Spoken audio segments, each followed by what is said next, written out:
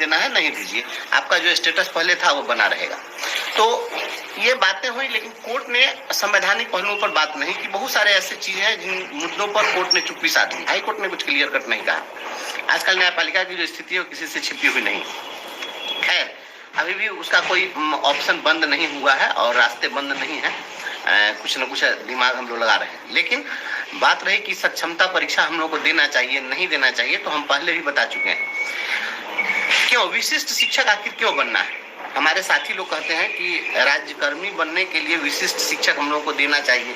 कुछ लोगों का कहना है कि नहीं देना चाहिए। तो विशिष्ट शिक्षक बनने से हमें क्या क्या लाभ मिलेगा? तो लाभ और हानि का तुलनात्मक हमने एक वीडियो हमने बनाया था और हमने पहले बताया था कि तुलनात्मक रूप से क्या लाभ हो सकता है, क्या नफा नुकसान हो सकता है। जो एक राज्यकर्मी होता है उस राज्यकर्मी को क्या चीजें मिलती है, पहले इस बात को समझ लीजिए। तो राज्यकर्मी को जो सुविधाएं मिलती है, उन सुविधाओं में राज्यकर्मी को सेवानिवृत्ति के उपरांत एक राज्यकर्मी को 4 चीजें मिलती है, जिसमें उनका ईएल होता है, ग्रेचुटी होती है, ग्रुप लाइफ इंश्योरेंस होता है और जीपीएफ होता है, और उसके बाद बचता है पेंशन। ये मुख्य रूप से यही फैसिलिटी राज्यकर्मी की है, जिसके लिए हम लोग इतना आयतवा मचा कर रखते हैं। तो हमने पहले भी बताया था कि हमारी जो लड़ाई है वह किस तरह से चल रही है। आपको ईपीएफ का जो लाभ मिला, बिहार के तमाम साथियों को मैं फिर से रिकॉल करा देना चाहता हूँ, यह ईपीएफ का लाभ इसी तरीके से ढुलमुल रवैये से आपको नहीं मिला था।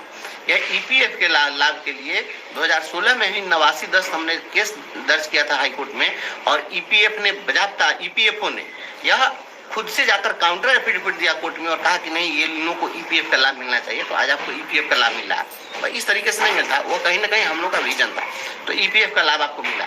जब आप जाएंगे राज्यकर्मी बनेंगे तो उसमें जीपीएफ लोग कटवाते हैं, लेकिन अब तो जीपीएस भी नहीं, अब तो एनपीएस है। तो उसमें क्या होता है कि पीएफ के फंड में, केवल पीएफ के फंड में सरकार कोई पैसा नहीं देती है, उसमें कर्मचारी अपना कटवाते हैं। जो जीपीएफ का समान भविष्य निधि का प्रोविजन, उसमें केवल और केवल अपना कर्मचारी अपना कटवाता है। खैर, रही बात आपको ग्रेचुटी की, तो हमने आपसे वायदा किया था कि आपको हम ग्रेचुटी का लाभ दिलवाएंगे, और वह दिन दूर नहीं है। सोमवार को माननीय उच्च न्यायालय में हमारे केस की सुनवाई है।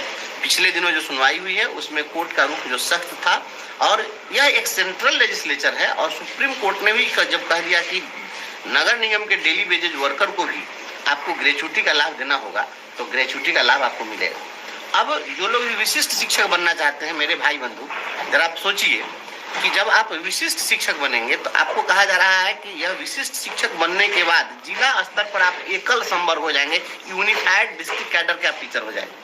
तो जैसे ही आप नए डिस्ट्रिक्ट कैडर में जब जाएंगे तो पूर्व के आपके सेवा की गणना नहीं होगी। तो पूर्व के सेवा की जब गणना नहीं होगी तो जब आप रिटायर करेंगे तो जो 20 साल से काम कर रहे हैं, इस 20 वर्षों के सेवा के आधार पर आपको मिलने वाली ग्रेचुटी का स्पष्ट रूप से नुकसान होता हमको दिख रहा है।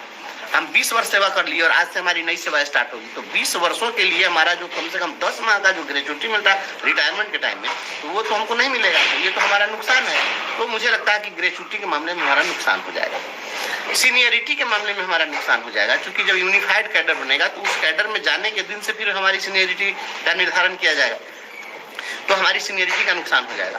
प्रमोशन की जो हमारी बातें हैं, वो प्रमोशन के लिए हम कोर्ट में केस लड़ रहे हैं। आज वो कल हम लोग को हो जाना है। अभी जो लग रहा है कुछ पैसा बढ़ जाएगा, तो मात्र 320 रुपया हम लोगों को बढ़ेगा।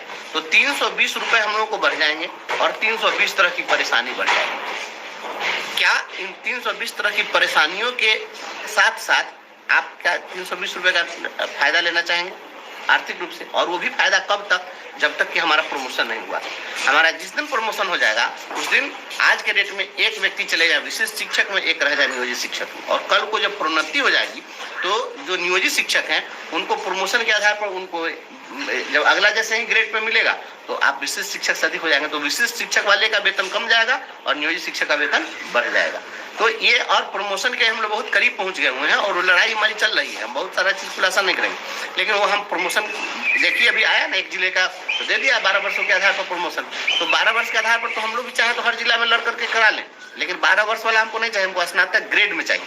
और विशिष्ट शिक्षक में कोई भी विशिष्ट शिक्षक प्रधानाध्यापक नहीं बन पाएगा, उसका प्रधानाध्यापक का एवेन्यू बंद है। लेकिन हमारे मामले में प्रधानाध्यापक का एवेन्यू खुला हुआ है, तो हमारे बीच के लोग प्रधानाध्यापक तक प्रमोशन पाएंगे। तो प्रमोशन में हमारा नुकसान हो जा रहा है। रही बात ईएल की, तो ईएल हम उन लोगों को 300 दिन मिलता है, हम लोगों को 200 दिन मिलता है स्टोर करने के लिए।